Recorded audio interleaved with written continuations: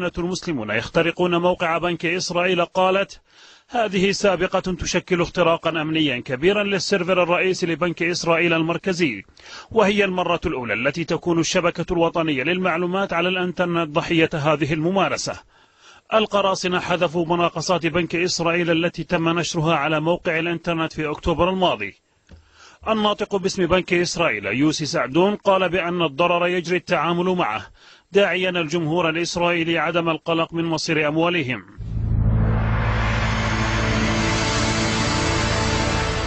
استنفار في غرفة تحرير MBC لمعرفة مصدر القراصنة وهوية المحاربين الإلكترونيين قادتنا إلى مراسلتهم بالبريد الإلكتروني لكن دون رد، إلى أن استقر البحث عن كشف اللثام عن هذه المجموعة التي تسمي نفسها بديزا تيم، ومن خلال الرمز عرفنا بأنهم جزائريون.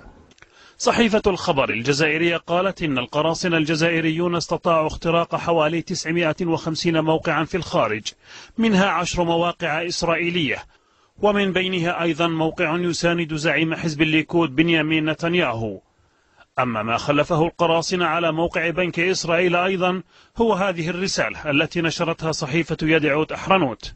هناك قراصنة اللي كما اسمهم الهايكرز، أو هي نوع من الإجرام الغير مهيكل إذا صح التعبير، وهو اللي يدخل فيه هاد الهايكرز أو كما نقولوا الهواة تاع الإعلام الآلي. انتقلنا إلى عين المكان في الجزائر العاصمة محاولين الحصول على مصدر يدلنا على هؤلاء الشباب، فوجدنا محلات الانترنت التي هي أشبه ما تكون بدكاكين صغيرة تدير حلقات من التحالفات المعقدة مع قراصنة العالم. ترونشون هو برنامج يتم فيه قرصنة الحواسيب الأخرى